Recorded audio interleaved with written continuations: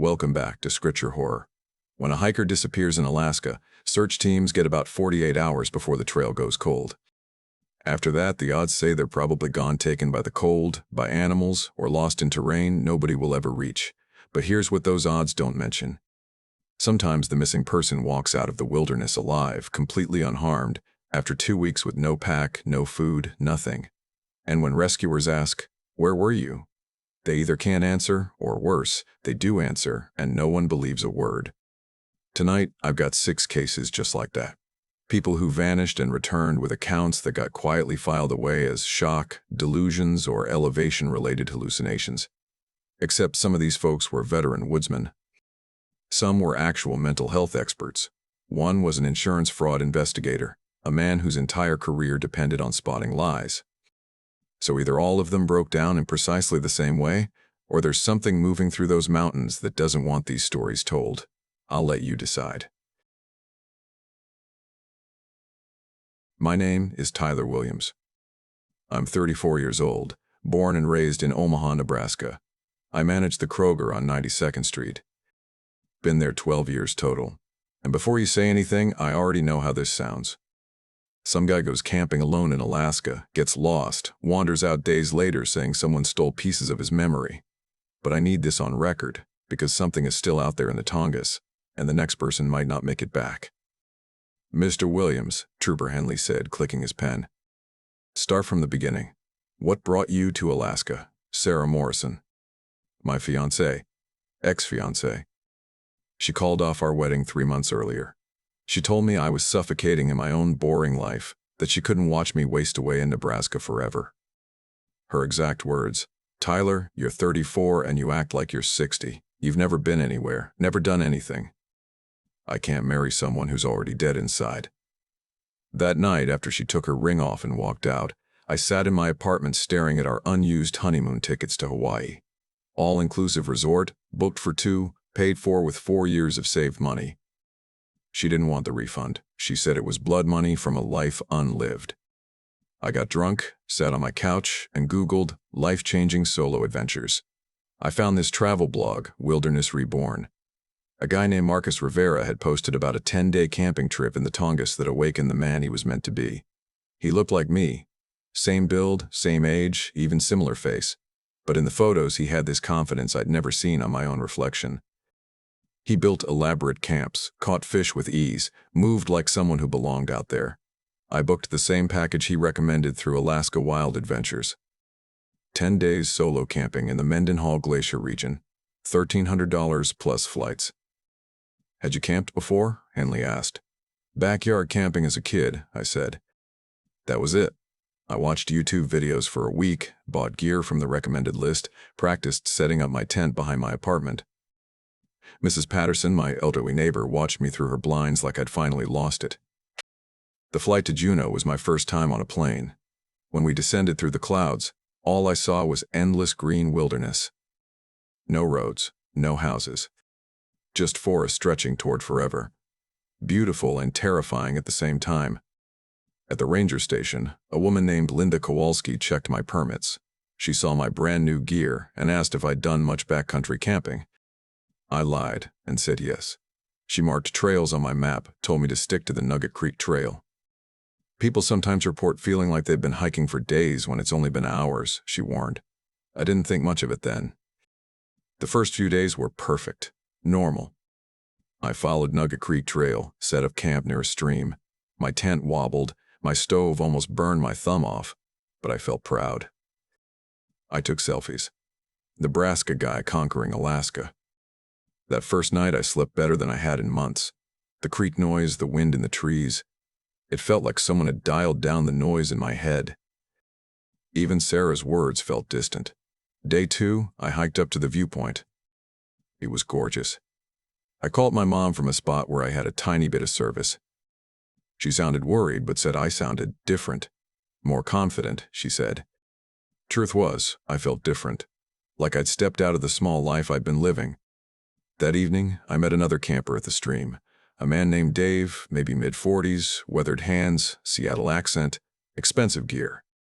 The kind of outdoorsman who looks carved from the forest itself. He'd been coming here for 20 years. He watched me struggling with my water filter and said, "You picked a good week. If you want to see something special, there's an unmarked trail a mile north. Leads to a hidden waterfall most tourists never find."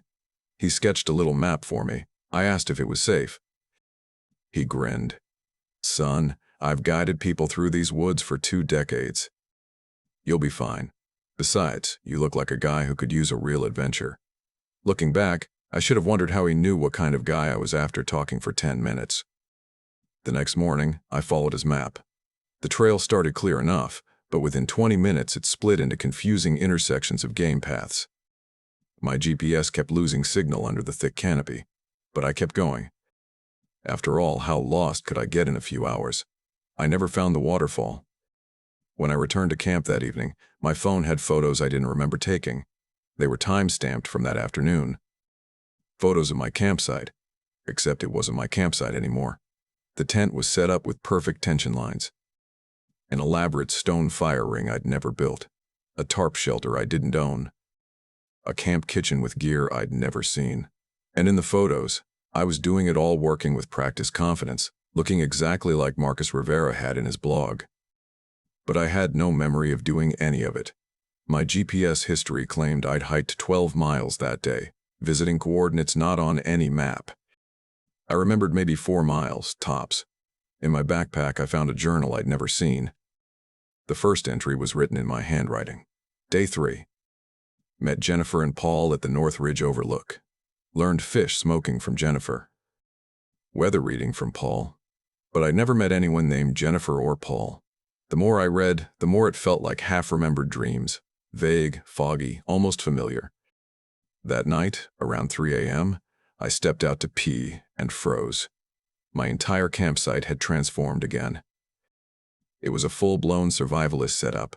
Professional tarping, perfect food storage, gear arranged with military precision. My boots were lined up by tinder I didn't gather. My clothes dried on racks I never built. But the worst part wasn't the transformation. It was that I instinctively knew how to use everything. My hands moved with expert muscle memory. I tried to leave the next morning. Packed up. But the moment I touched the ropes or tarps, my hands coiled and folded everything like an expert. On the trail out, I began automatically reading terrain, identifying plants, choosing optimal routes as if the knowledge had always been inside me. But my GPS showed I was 15 miles from where I thought I was. My phone lost signal completely. My emergency radio produced static. By late afternoon, I accepted I wasn't getting out. I set up camp again, and again my hands worked faster than my brain. That night, 3 people stepped into my firelight. A woman in her late 40s with prematurely gray hair. 2 men, one young, athletic with climbing gear, the other older, bearded, ex-military demeanor. They approached like old friends. "Tyler," the woman said, "we wondered where you'd gotten to." Ready for tomorrow's expedition? Her name was Jennifer. The men were Paul and David. They greeted me like we'd spent days together. They talked about teaching me advanced wilderness skills. And part of me recognized their voices, their mannerisms, like memories sliding just out of reach. "You've been learning fast," Paul said. "You're becoming one of the best students we've had." I didn't understand. I told them I didn't know who they were. They laughed gently. "You'll remember soon," Jennifer said. "Everyone does." Something in their eyes unsettled me. A distant, foggy look like memories blurred at the edges. "We've been here a long time," Jennifer said softly. "Teaching those who come seeking change." "How long?" I asked. Paul looked into the fire. "I came in 1997. I arrived in 2004, David added. Jennifer hesitated. 1985. I felt the cold settle into my bones. They weren't just campers.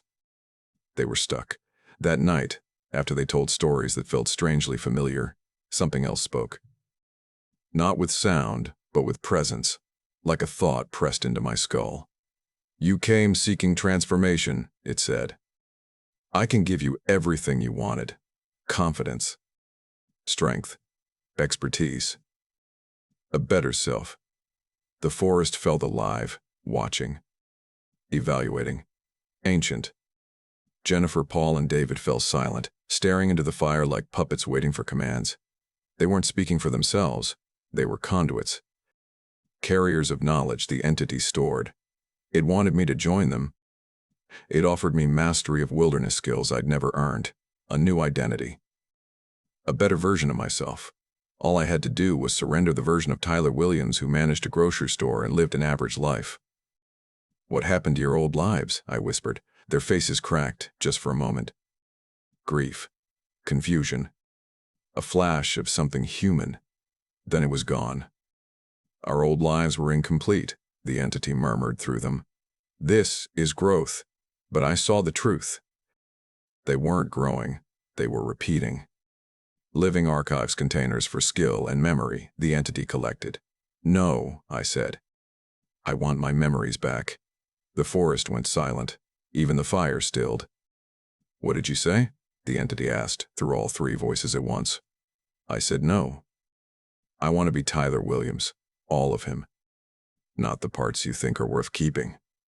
Then everything ripped. A violent tearing sensation inside my skull as every stolen memory, every foreign skill peeled away from me. Wilderness expertise I'd never earned drained out like water. Rock climbing techniques. Military fieldcraft. Botanical knowledge. Decades of someone else's life leaving my mind. When I woke, morning light filtered through the trees. My campsite was clumsy again, my gear scattered. The fire pit crooked. My hands shook when I tried to coil a rope. My phone showed normal photos, my own photos. Amateur, crooked, unimpressive. I was me again.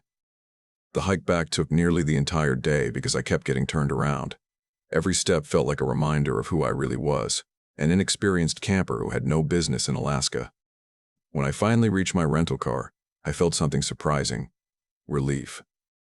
Every mistake, every weakness, every moment of confusion belonged to me, not some entity's curated version. Mine. I haven't heard from the entity since, except in dreams. Dreams of that fire, of Jennifer and Paul and David, sitting in the glow waiting for the next lost soul who wants to become someone new. A month after I returned, I saw something online, missing person reports, Jennifer Martinez, 1985. Paul Hendris, 1997. David Chen, 2004. All vanished in the same region. And Marcus Rivera, the blogger whose post inspired my trip, his website was gone, deleted. His social media erased. But I found a missing person report. He disappeared in the Tongass exactly 1 year before my trip. Now I'm back in Nebraska. Same job, same apartment, same life Sarah thought wasn't enough. But every night I go to sleep grateful that every boring day I live is authentically mine. Last week, a young guy named Marcus came through my checkout line, early 20s. Nervous hands. Buying camping gear. I made small talk. He said he was driving to Alaska to find himself after a breakup. His name was Marcus Rivera Jr. He never called after his trip. Some stories don't have happy endings, but maybe if enough people tell the truth, fewer people will go looking for themselves in places where something else is waiting. The entity in the Tongass isn't exactly evil. It believes it's helping people. But its version of better will never be yours. Stay who you are. Even if who you are isn't perfect, it's the only identity you'll ever truly own. My name is Amanda Foster, and I've been supervising customer service calls in Tampa for years. I can tell when someone's lying just by the way their breath hitches between syllables. I can hear stress in a half-second pause, anger in a swallowed consonant, guilt in the softness at the end of a sentence. My entire world revolves around listening, really listening to what people try to hide in their voices. But what I heard in the Alaskan wilderness last September taught me something I never believed possible, that some voices don't belong to humans at all. I oversee a team of customer service reps for a telecommunications company, which means I'm plugged into hundreds of recorded calls every day, coaching my team on tone and pacing and how to read emotions through microscopic vocal changes. I can pick out fake accents from 3 syllables. I can hear lies from breathing patterns alone. I can calm the angriest customer by matching their vocal energy and guiding it downward until they don't even realize they've stopped shouting. Voice analysis isn't just my job, it's my obsession. My apartment is cluttered with microphones, audio software, and acoustic panels. I analyze news broadcasts for vocal stress. I record myself daily so I can track emotional cues in my own speech. I've even helped local police identify anonymous callers by pinpointing unique vocal markers. Sound is how I connect with the world. It's how I understand people. So when doctors found the polyp on my vocal cords 3 months before my Alaska trip, I felt something break inside me. Losing my voice was like losing my identity. One morning, I woke up unable to speak louder than a whisper. Years of nonstop talking calls, coaching, voice exercises, analysis, all of it had worn me down. The doctor told me I needed surgery followed by weeks of complete vocal rest, total silence. For someone whose world revolves around voice, it was psychological torture. I couldn't coach my team. I couldn't analyze calls. I couldn't even hum along to music. I communicated through texts, whiteboards, and frustrated gestures that made everyone uncomfortable. My sister Rachel tried visiting twice a week, but even she struggled with the one-sided conversations. My mother called every day. "Just rest, honey," she'd say in her warm, raspy voice, pausing the same tiny beat before my name like she always did when she was worried. I listened more intensely than I ever had in my life. Rachel's vowels stretched longer when she was anxious.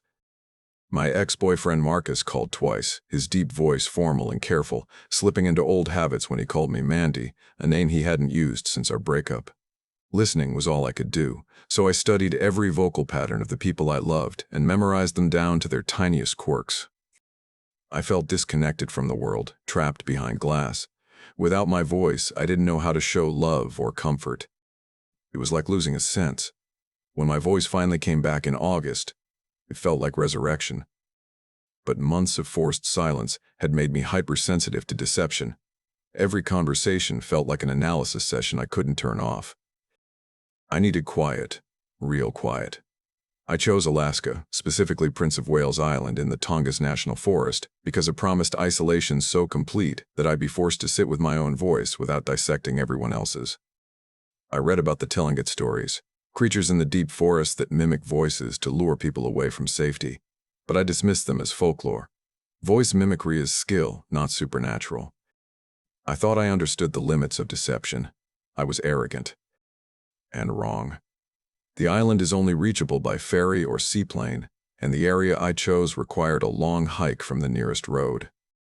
September weather there flips from sunshine to rain in minutes, thick fog slipping between ancient Sitka spruce that cast the forest in permanent dusk. I found a spot near Thorn Creek, 4 miles from any marked trail. The silence was deep and alive, broken only by wind through needles, water over rock, and my own breathing. For 2 days, I sat by the creek without speaking, letting the stillness settle into my bones. When I tested my voice with small phrases, it sounded different, smaller, more vulnerable. I cooked simple meals, read for hours, watched the northern lights flicker through the dense branches at night. For the first time in months, I felt myself begin to loosen. On the 3rd morning, I woke to voices. A man and a woman, maybe 100 yards deeper in the trees, discussing their plans for the day. The woman had a crisp Midwestern accent, articulate and confident. The man sounded older, measured, probably in his mid-30s. Disappointed to lose my isolation, I made coffee and listened to their conversation drift through the forest, weather patterns, wildlife, trail conditions. Normal hikers. Around noon, I followed their direction to let them know I was camping nearby. Wilderness safety. But when I reached the area where their voices should have come from, I found no signs of human presence at all.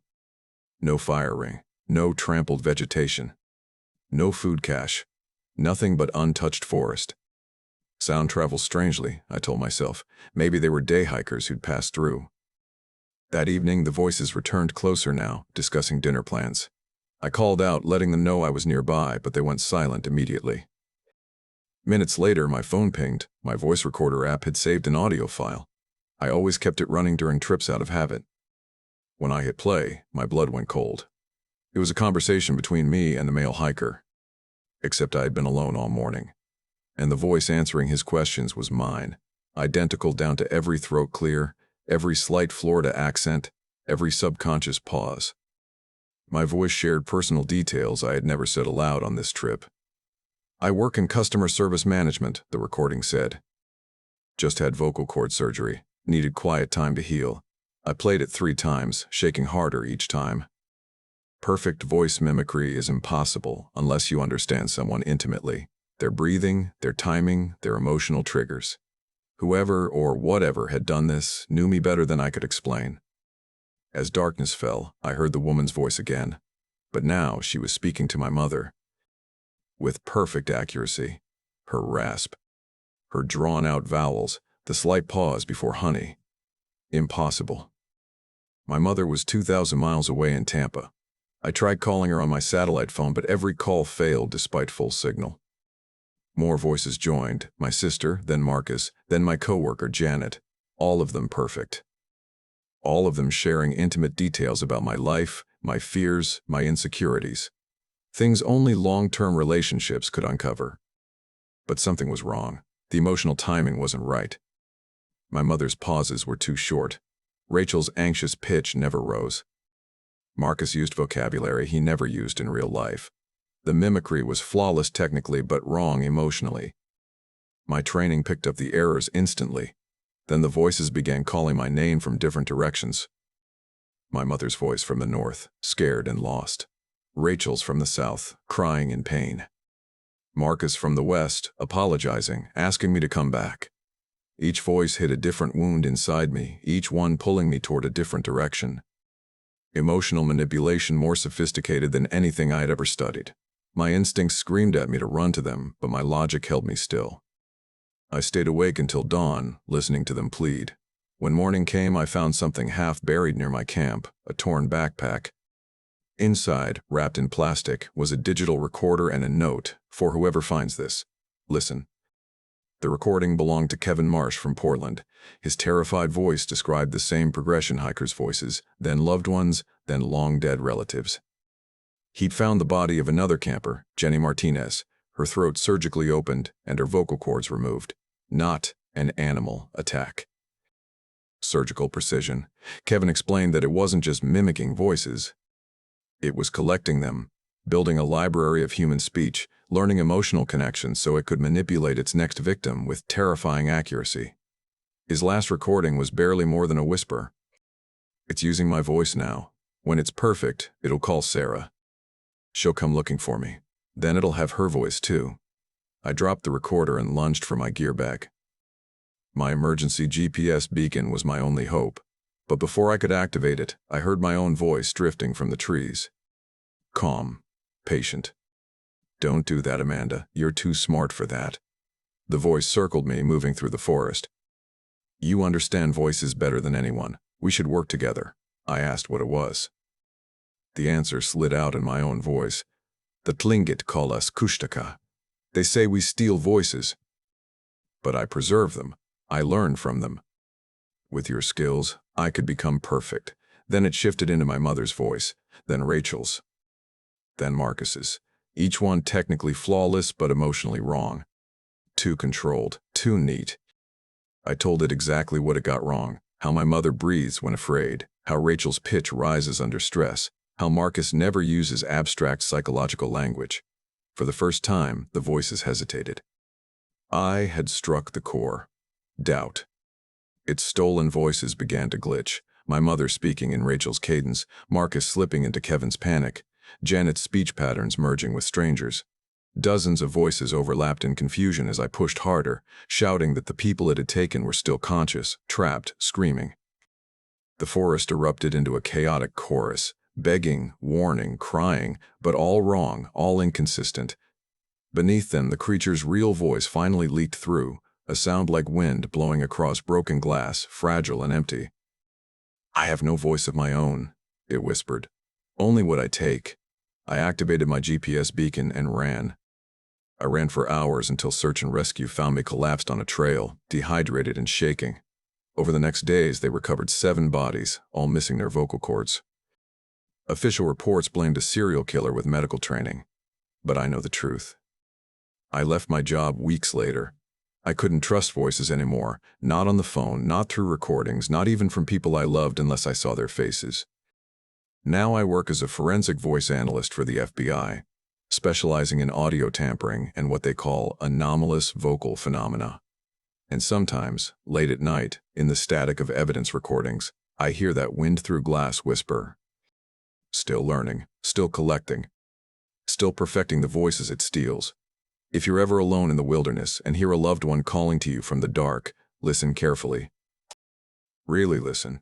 The people who truly love you would never call you toward danger. They'd tell you to run toward the light. My name is Sarah Patterson. I'm 34 years old, and for 11 years I worked as a physical therapist at Nashville General Hospital. I help people recover from car accidents, sports injuries, and chronic pain. I help them walk again, lift their children again, return to lives they thought were over. I was good at it. At least I believed I was. Until September, when I learned that sometimes helping people doesn't heal them. Sometimes it replaces you. This is the real story. Not the cleaned-up version I told the park rangers or the FBI investigators who questioned me for days after my rescue. This is what actually happened in Alaska's Valley of 10,000 Smokes, and why I will never practice physical therapy again. Before I begin, I need to be clear about something. I loved my job. Helping people regain movement after devastating injuries gave my life meaning, but by the summer, I was burning out. I had lost 3 patients that year, not to death, but to despair. Their bodies healed, but something inside them didn't. Watching people give up after I had done everything I could was crushing. My supervisor, Dr. Cobb, Chen, noticed the cracks. She told me I needed real time off. Not a long weekend. An actual break. You can't pour from an empty cup, Sarah, she said. That was when I made a selfish decision. I booked 2 weeks alone in Alaska. No patients. No coworkers. No one who needed me to fix them. I chose Katmai National Park because of its isolation. The Valley of 10,000 Smokes is a massive volcanic region formed by an eruption over a century ago. The ground still steams. The land looks unfinished, alien, and raw. It felt like the right place to disappear. My boyfriend Marcus thought I was out of my mind. My sister Emma was terrified. What if something happened to me out there? But I was tired of being responsible for everyone else's safety. For once, I wanted to think about myself. I flew into Anchorage in mid-September, then took a charter plane to King Salmon and another small plane into the park. I was prepared. Satellite phone. GPS beacon. 10 days of food. My route filed with the rangers. Check-ins every 12 hours. Standard protocol. The first 3 days were perfect. I set up base camp near Knife Creek, surrounded by jagged volcanic formations that looked like sculptures carved by something inhuman. The silence was overwhelming in the best way. No alarms. No patients calling my name. No expectations. Just wind, water, and the constant hiss of steam rising from the earth. For the first time in months, I felt like myself again. Not Sarah the therapist, just Sarah. Everything changed on day 4. I was hiking about 6 miles from camp when I heard someone crying for help. The sound echoed off the rock, warped and distorted. It took time to locate. When I finally found her, she was sitting beside a boulder. A woman about my age, shoulder-length brown hair, pale with shock. Her right leg was bent at an angle that made my stomach drop. "Thank God," she gasped when she saw me. "I'm Jessica." I fell. "I think my leg is broken." It was far worse than broken. Bone protruded through torn skin. A compound fracture. She should have been screaming. Instead, she was calm. Too calm. I introduced myself, dropped my pack, and went to work on instinct. I cleaned the wound, stabilized the leg with trekking poles and duct tape, checked for arterial damage. Somehow, there was none. She was incredibly lucky. The nearest help was miles away. I asked if she could walk with support. She said she thought she could. Then she said something that should have scared me immediately. "You're really good at this. You must be excellent with trauma recovery patients." I hadn't told her what kind of therapist I was. We started the slow hike back. Jessica leaned on me, favoring the injured leg exactly as she should. But as we walked, she talked. And what she said didn't make sense. She commented on weight distribution, spinal alignment, secondary injury risks. When I mentioned shock, she listed clinical indicators before I could. She said she'd had physical therapy after a car accident and learned a lot. That explanation worked for a while. After a few hours, we stopped so I could recheck her leg. When I removed the bandages, my hands started shaking. The bone was no longer protruding. The skin had sealed. The wound looked days old. "This is impossible," I whispered. Jessica looked down, surprised. "Oh, wow. I've always healed fast." By the time we reached my camp, she was putting weight on the leg. When I examined it again, there was no sign of injury. No scar, no tenderness. Perfectly normal. But that wasn't what terrified me. She walked like me. Same stride. Same posture. Same unconscious adjustments. When she helped me set up camp, she used the exact gestures I used with patients. When I asked if she'd worked in healthcare, she said no. Just observant. That night, she stayed in my tent. As we talked, she mentioned a physical therapist in Nashville, at General Hospital. Someone emotionally invested, someone burned out. Me. I hadn't told her any of that. The next morning, she was mirroring my movements with impossible precision. When I touched my face, she did the same seconds later. When I stretched, she stretched identically. She seemed genuinely unaware she was doing it. As we hiked toward the ranger station, she analyzed my posture, my chronic back strain, even suggested exercises I did in private. Then we stopped by a lake. I knelt to fill my bottle and saw our reflections. Identical. Same expression. Same tilt of the head. When I turned, reality didn't match what I'd seen. That afternoon, I used my satellite phone. The hospital receptionist told me I had already called. Someone sounding exactly like me had adjusted patient schedules. Then my neighbor answered her phone back home. She told me my cousin had stopped by. Someone who looked just like me. Someone with my spare key. Jessica watched me the entire time. When I confronted her, she stopped pretending. She told me what she was. A mimic. Something that studies people, absorbs them, and becomes improved versions. Optimized. She could heal without exhaustion, without doubt, without limitation. She showed me by restoring life to a dead branch with a touch. She told me my patients were better off without me. For days, something else had been living my life. And everyone preferred it. When I refused to step aside, she tried to convince me. No more suffering, no more limitations, no more failure. I used what I knew about anatomy. I found the flaw beneath the perfection. When I hurt her, her human shape fell apart. I saw what she really was, wrong, shifting, inhuman. She left me alive. The official report blamed hallucinations. Volcanic gas. Disorientation. No record of Jessica existed. But back home, the damage was done. My patients missed the better version of me. My coworkers noticed the difference. Marcus said I'd changed, that I wasn't as good anymore. After weeks of trying, I quit. Now I work alone, transcribing medical reports. I don't help people heal anymore. Because sometimes the thing that wants to replace you really is better. And the most terrifying part is knowing how badly you want to let it.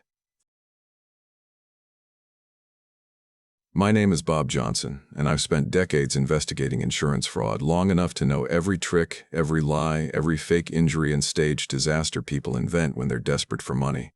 I've seen people torch their own homes, forge death certificates, even cut off parts of their own bodies to secure payouts. So when I tell you what happened to me in Denali that July, understand this. I'm not some gullible tourist who panicked in the woods. I'm a man whose entire career is built on doubting absolutely everything. And yet, what I experienced up there has followed me into every sleepless night since. I went to Alaska because my doctor told me that if I didn't take a break, stress would finish the job my failing marriage had started. Years of interrogating professional liars, a brutal divorce, and kids who barely text me back had driven my blood pressure to numbers that made my cardiologist go pale. He gave me a handful of years, maybe, if I didn't change something. So I booked a trip to Wonder Lake. My first real vacation since the divorce. The first 2 days were good, better than good. I followed every posted trail, stayed inside designated areas, asked rangers about safety, and did everything by the book. For the first time in years, I felt like myself, someone capable of breathing, thinking, living. On day 3, I set out toward the Hidden Valley Trail. Intermediate difficulty, well within my comfort zone. Morning weather was perfect, barely a cloud in the sky, cool air, easy pace. I felt proud, even a little cocky about how smoothly everything was going. And then, around noon, the world flipped upside down. A storm hit with a speed and violence that should be meteorologically impossible. Temperature plummeted dozens of degrees in minutes. Rain hardened into sleet, then into fat, blinding sheets of snow. The wind didn't just howl, it shrieked, like something alive tearing through the valley. I checked 3 weather forecasts that very morning. All of them promised clear skies until evening. I genuinely thought I might freeze to death out there, wandering blind, when a voice broke through the storm. "Hey there, you look like you could use some help." A park ranger was walking straight toward me, completely unaffected by the blizzard swallowing me whole. Older, maybe mid-60s, with that tough, weathered Alaskan look. His name tag read Ed Thompson. Everything about him looked official: uniform, radio, even the way he carried himself.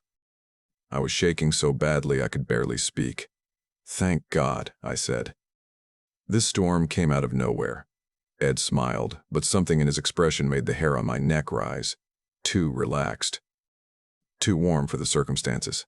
"Mountain weather's tricky," he said. "Saw you heading out this morning.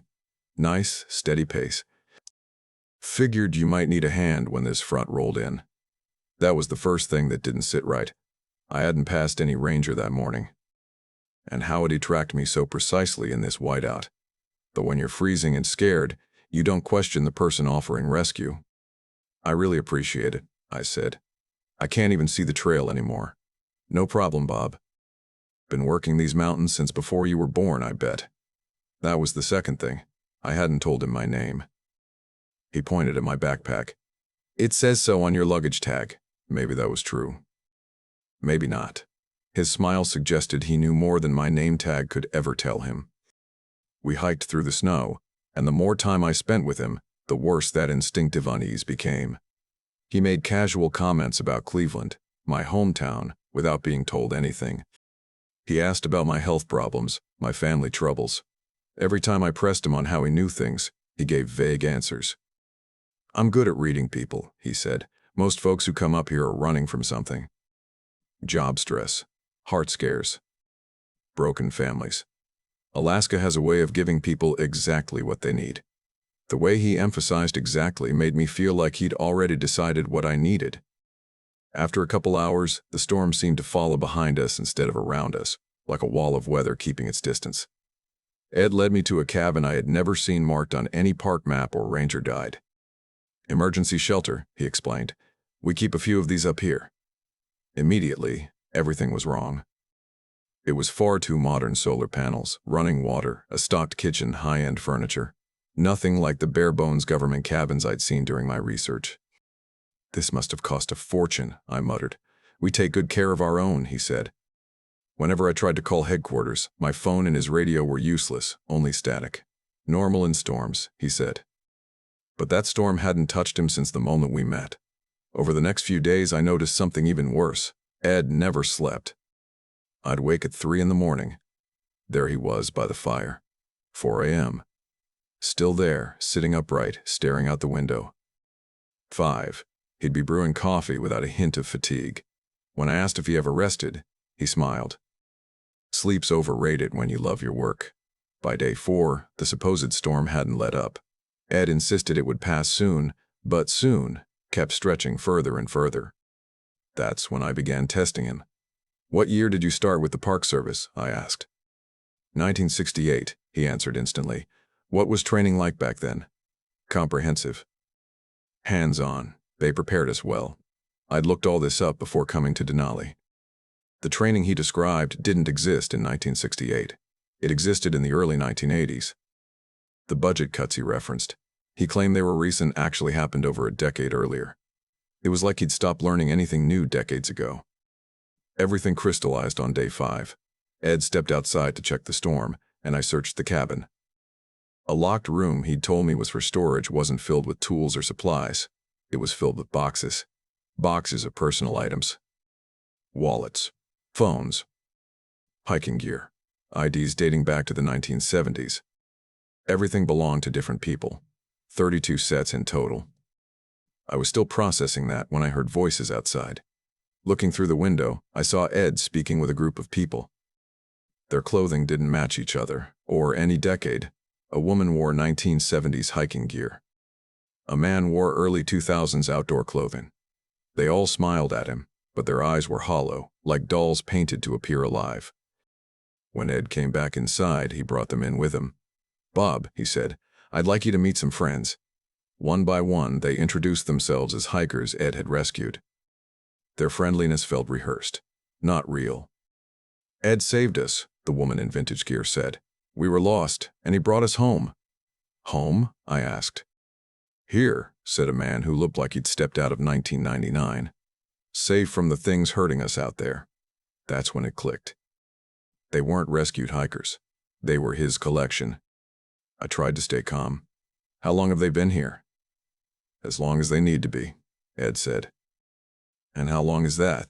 "Forever." Their smiles didn't waver, but something predatory shifted behind them.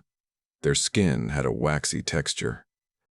Their movements were unnaturally slow, deliberate, like puppets learning the steps of being human. Their eyes reflected light, like animals' eyes in headlights. I began backing away. "Ed, what did you do to them?" "I helped them," he said, almost offended. They were suffering. Addiction, depression, financial stress, health scares. Just like you. I gave them peace. A place where nothing could hurt them. They're not alive. They're not dead either. Something in his tone said he didn't see a difference. A door I hadn't opened yet was unlocked. I stepped inside, and my stomach turned. It looked like a medical room. IV bags hung on hooks, but they glowed, pale, shimmering, like liquid starlight. Tubes ran from each bag, thin and nearly invisible. Each hiker had a port behind their ear, feeding them the substance. "What is that?" I asked. "Sustenance," Ed said. "They don't need normal food now, only this." It wasn't food. It wasn't medicine. It was dependency. "You're farming them," I said quietly. "I'm keeping them nourished and calm," he replied. I turned to the closest hiker, a man in early 2000s clothing. His smile cracked at the edges. "Don't anger him," he whispered. "When the feeding stops, we remember. And remembering hurts." "How long have you been here?" I asked. 26 years, he whispered. "My daughter was 9 when I disappeared. She'd be in her 30s now. She probably thinks I'm dead." Ed stepped between us. "Enough." When I tried to leave, the door wouldn't open. Ed stood across the room, untouched, yet something held the door shut as if welded. I felt pressure clamp around my body, freezing me in place. "I can't let you go, Bob," he said softly. "Not when I know what waits for you out there. The stress, the loneliness, the slow death of meaningless work. Kier, you'll never suffer again." "That's not living," I said. "It's better than the life you are destroying yourself with." He walked to a control panel I hadn't noticed. Machinery in the medical room whirred to life. A new glowing bag was being prepared. "You've already proven you can't handle your life. Let me help you." While he programmed whatever procedure he planned for me, I remembered something. A tiny emergency GPS beacon my office had started issuing. Hidden in my pack, I triggered it.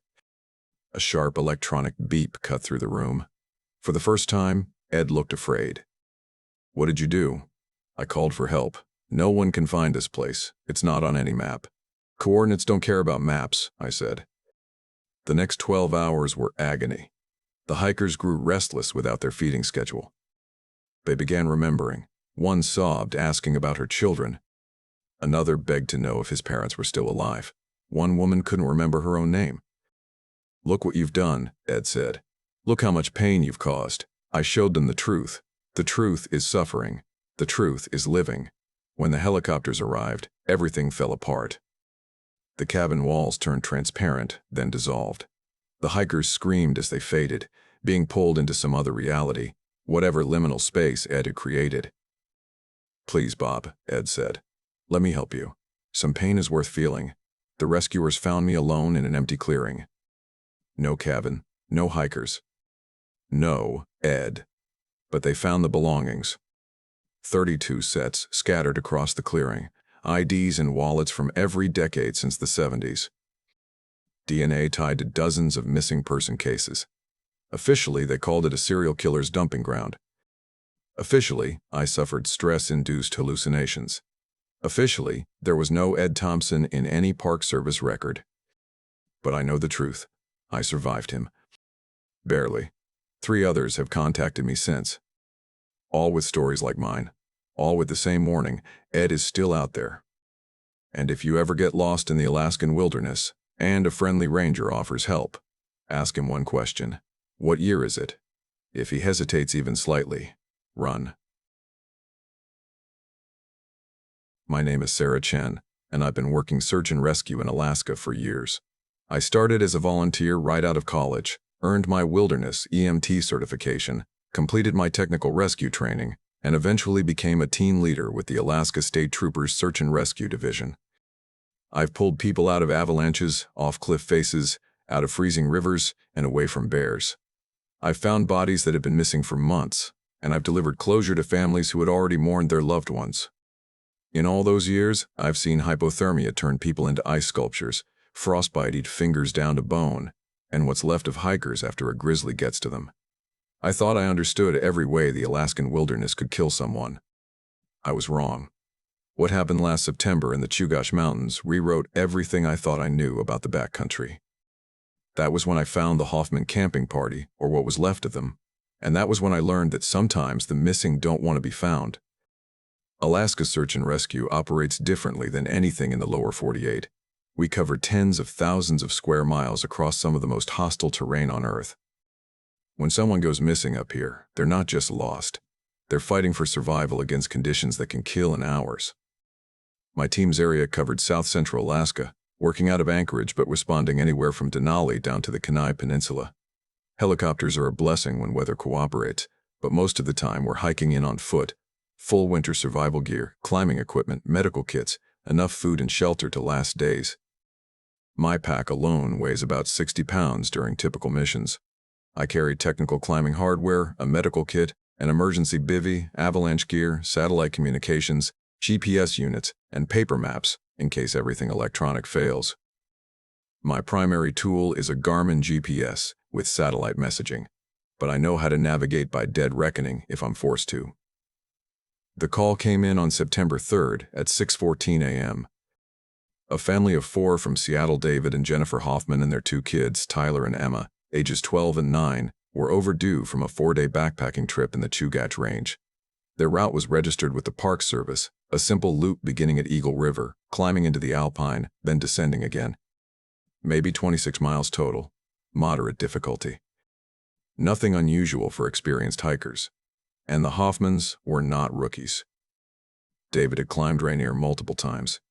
They carried proper gear, filed a detailed trip plan, and had a satellite emergency beacon. When they didn't return to their vehicle on the evening of September 2nd, rangers gave them an extra night to account for weather delays. But when sunrise came, and still no sign of them, they called us. Weather was deteriorating fast. A storm pushing in from the Gulf of Alaska threatened heavy snow and winds strong enough to ground helicopters for days. That meant if we didn't find them before the storm hit, they might be trapped out there for a week with no chance of evacuation. I was team leader for this mission, joined by 3 rescuers I trusted with my life: Mike Rodriguez, our medic and technical climbing specialist; Jenny Walsh, our canine handler, with her German Shepherd Rex; and Tom Nakamura, our tracker and survival expert. At 7:03 a.m., we lifted off in a Bell helicopter piloted by Coast Guard Lieutenant Dave Harrison. The plan was straightforward: fly the registered route, scan for signs of the family or their camp, and insert our team at the most probable search zone. But even during the flight, things felt off. Clouds were building too quickly and snow was already falling higher up. Dave warned us he had maybe 2 hours of flyable weather before needing to pull out. At 7:48 a.m., we spotted their campsite. It was nowhere near where it should have been. Nearly 3 miles off their planned route, tucked in a narrow valley at around 4,800 feet elevation. Their bright blue REI tent was visible from the air, but something was wrong. The tent was partially collapsed, and dark material was scattered in a wide circle around it. "That's them," I radioed to base. "Tent matches the description, but no visible movement." Dave found a clearing half a mile away where he could drop us. As we unloaded, he yelled over the rotors, "Weather's closing faster than forecast. I can give you 2 hours, tops. Check in every hour on the dot." We started toward the campsite in a single line. Rex was already pulling on his lead, signaling he had human scent, but instead of his usual excited alertness, he seemed reluctant, almost nervous. He kept looking back at us, whining softly. "He's picking up something," Jenny said, "but he doesn't like it." As we approached the site, I noticed inconsistencies immediately. Camping gear wasn't scattered by wind or animals. It was arranged deliberately, forming a rough circle around the tent. Sleeping bags, backpacks, cookware, not strewn. Placed. Tom crouched beside a shredded sleeping bag. "This wasn't a bear," he said, "and this wasn't weather." He lifted the fabric, showing clean slicing, filling pulled out and arranged into evenly sized piles. Those piles formed a nearly perfect star pattern. People did this. Humans. But why? Rex grew more distressed the closer we got. His fur stood straight up. He pulled violently toward the tent, but also whimpered like whatever he smelled terrified him. "Let's check the tent," I said. The tent fabric was slashed in several places. Again, too clean for animal damage. The fly was still attached but repositioned, almost like it had been repurposed into a lean-to. I opened what remained of the door and looked inside. No people. But the sleeping bags and personal items were also arranged in that same circular arrangement. In the center was a pile of clothing sorted by type: shirts, pants, socks, underwear. Then Mike called from behind the tent. "Guys, you need to see this." Carved into a large boulder were strange geometric symbols, shapes that seemed to distort subtly if you looked too long. Beneath them, carved more cleanly, were words, "We chose to stay." And below that, in different handwriting, "The mountain keeps us now." Tom ran his fingers over the carving. Human-made. Within the last 2 days. Rex began barking wildly, pulling toward a ridgeline half a mile up. His entire focus was fixed up there. "What is it, boy?" Jenny asked. The answer came seconds later. Voices drifted down the slope. "Help us!"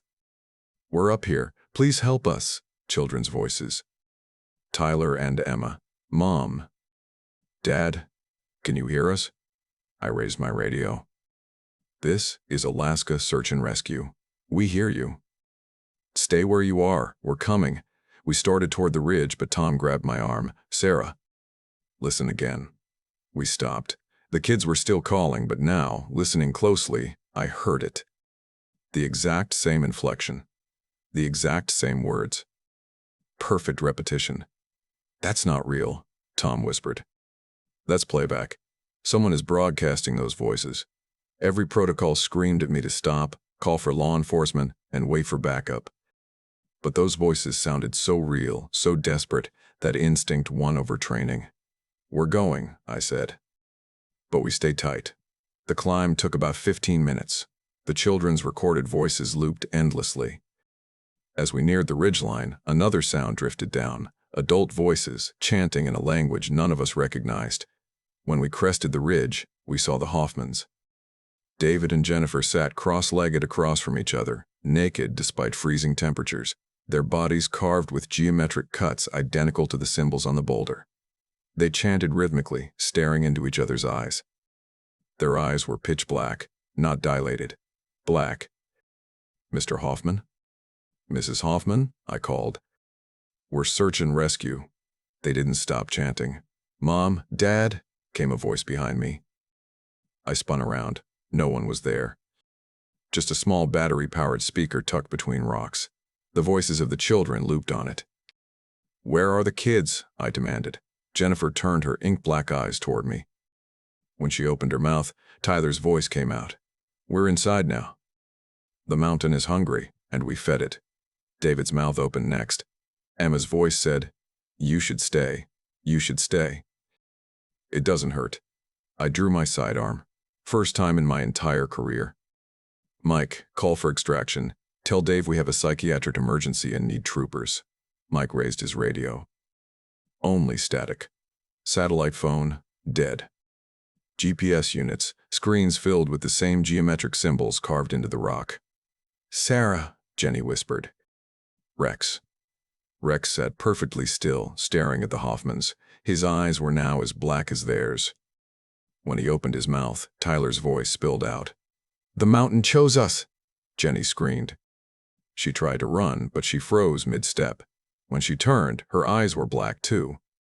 "It's beautiful inside," she said in Emma's voice. "Everyone is here."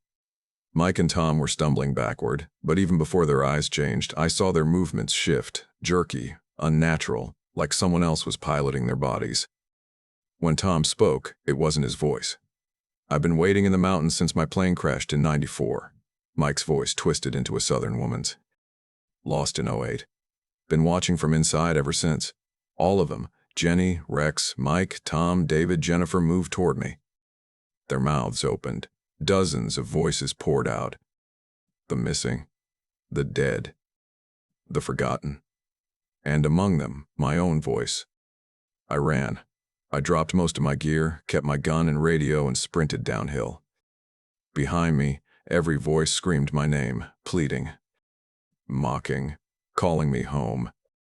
When I reached the landing zone, Dave was prepping for emergency extraction due to the incoming storm. He saw my face, my empty hands, and knew everything had gone wrong.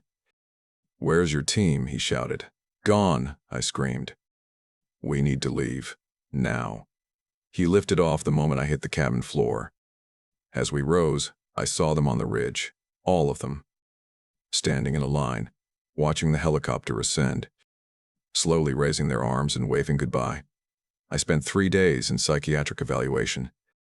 They found nothing at the coordinates I gave. No bodies, no campsite, nothing but empty wilderness. The Hoffmans were listed as missing, presumed dead. My team, the same. I was placed on leave for 6 months. I never went back. Later, another family went missing in the same region. I warned the lead investigator not to send a team. He listened, then told me they'd already been found. Alive. But he said something that made my blood turn to ice. They insisted on staying up there. We practically dragged them into the helicopter. Their eyes were strange. That family vanished from their hotel that same night. Their car was found at the Eagle River trailhead the next morning. I've researched since. In the last 20 years, there have been 43 missing persons cases in that exact valley. Only 8 were ever found alive, and 5 of those disappeared again within a week. The bodies that were recovered had geometric carvings. Voluntary mutilation.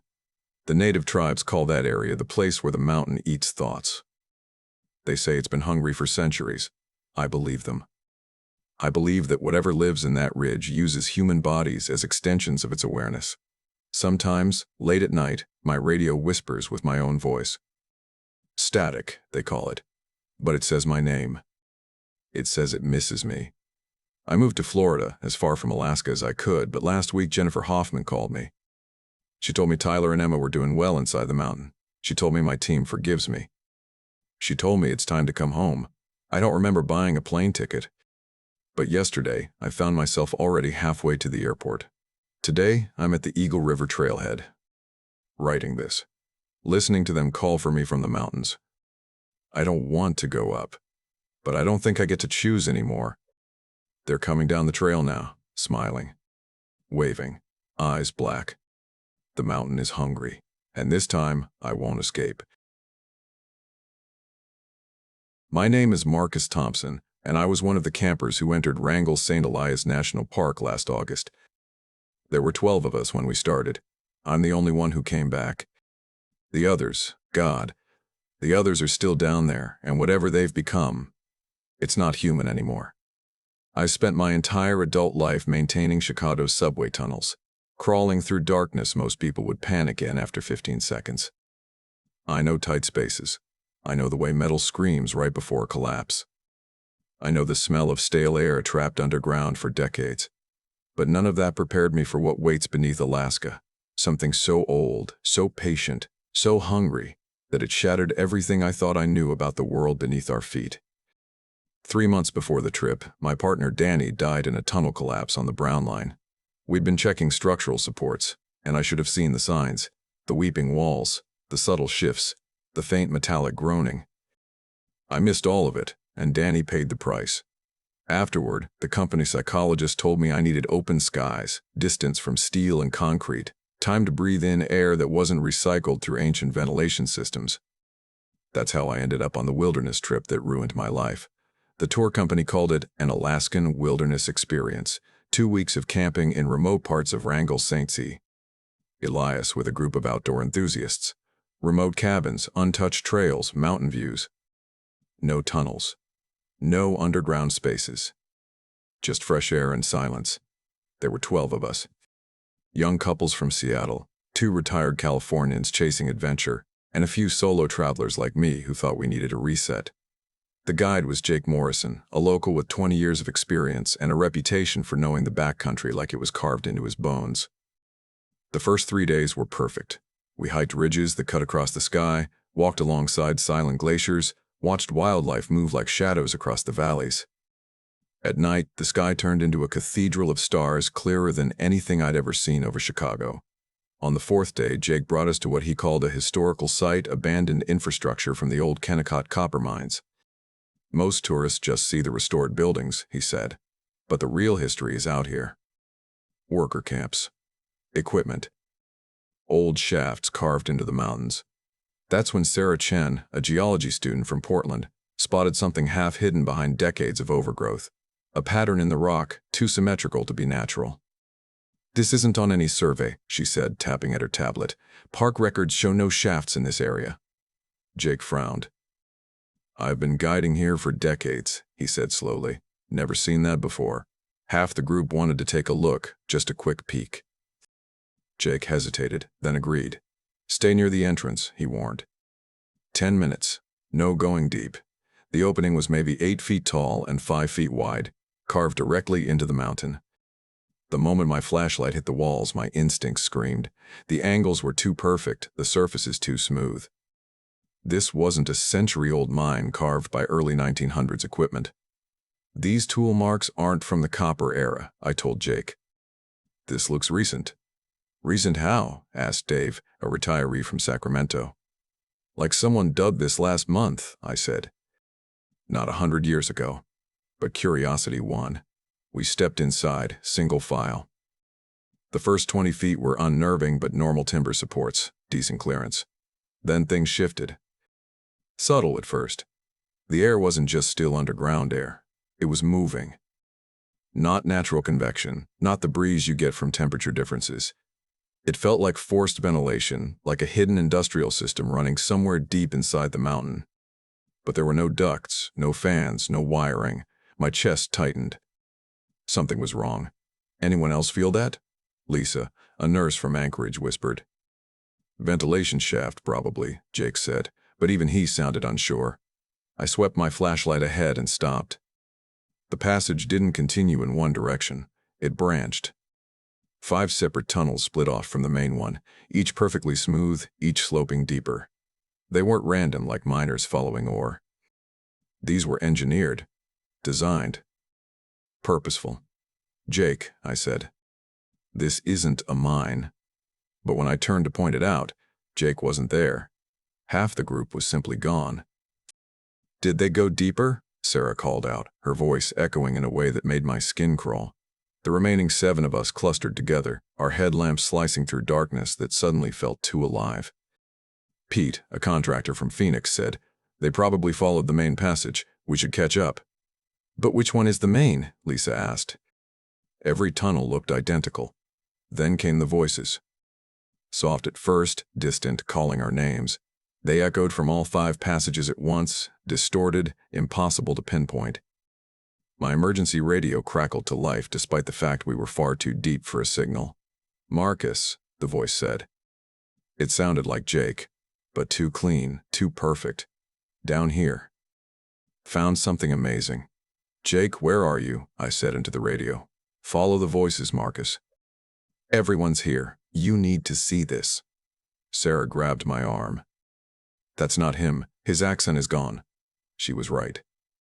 Jake had a local drawl. The radio voice sounded like a recording stripped of emotion. I turned to head back the way we came, only to freeze. The entrance was gone. Not collapsed. Gone. Solid rock stood where the tunnel had been. Weathered rock, ancient rock, like no passage had ever existed. "What the hell?" Pete shouted. "This was open 10 minutes ago." My radio crackled again. "Don't panic. Come deeper. Exit is through the lower levels." Lie. Mines never exit through the lowest levels. Sarah checked her GPS, her face draining of color. "According to this, we're moving," she whispered. "Fast. Like we're inside a tunnel system stretching across the entire state." "That's impossible," Dave said. "GPS doesn't work underground." Another crackle. "Follow Tunnel 3, the voice said. Everyone's waiting. As if responding, one of the 5 passages began glowing a soft blue-green. Not electrical light, a biological shimmer pulsing like breath. "Bioluminescent organisms," Sarah murmured. "But this pattern, nothing in nature does this." It looked alive. We had no choice. We entered the glowing passage, walking deeper and deeper into a world that shouldn't exist.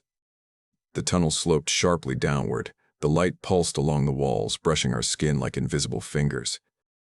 After maybe 20 minutes, we heard sounds ahead. Voices, but wrong. Clicking, scraping, mixed with fragments of human speech. "That's not our group," Lisa whispered. The radio replied, almost gently. "Almost there, Marcus. Everyone's excited to meet you." The tunnel opened into a massive chamber, a cathedral carved from the mountain, glowing with the same unnatural light. But what filled the chamber is what still haunts me. Dozens of figures moved across the smooth stone floor. Not animals, not machines. People, or what had once been people. Their limbs bent at wrong angles, their joints stretched beyond human limits, their heads turned completely around without stopping. Their clothes were familiar. Hiking boots, torn jackets, outdoor gear. They had been human once. One figure stepped toward us. Its arms reached down almost to its knees, ending in elongated fingers that tapered into points. Its face was stretched, recognizably human, but pulled as if sculpted by hands that had never seen a human before. It wore Jake's jacket. "Hello, Marcus," it said in Jake's voice, but its mouth didn't move. The words came from somewhere inside its chest, vibrating through its ribcage. "Welcome to the community." Behind it, the others turned toward us. Faces I recognized. Karen, Dave's wife, her wedding ring still dangling from a finger that had stretched nearly 3 inches. Tony, Pete's brother, his mariner cap perched on an elongated skull. "What did you do to them?" I shouted. "Improve them," the Jake thing said. "Adapted them for permanent underground residence." More figures emerged from connecting tunnels, some wearing gear that looked decades old. Sarah whispered, trembling, "How long has this been happening?" "Since humans began wandering these mountains," it replied. "Lost hikers. Missing climbers. Unreported disappearances." Something in the glowing walls pulsed faster. Lisa gasped. Her fingers were longer. Sarah's neck looked stretched. The light wasn't just illumination. It was altering us. "How long do we have?" I asked. "The process is irreversible once begun," Jake Thing answered. I grabbed my radio. "This is Marcus Thompson. Emergency wrangle St. Elias. We need rescue." Dozens of voices responded in perfect unison. "No rescue necessary." We ran. Our group scattered into different tunnels. I heard Sarah scream, Dave shouting. Footsteps. No, claw steps closing in. My arms felt loose. My vision sharpened for darkness. I was changing. Fast. I followed the only thing I trusted: air movement. A ventilation shaft, narrow. Too tight for the creatures behind me. I climbed, joints aching as if reorganizing mid-motion. After hours of scraping and squeezing upward, I reached daylight.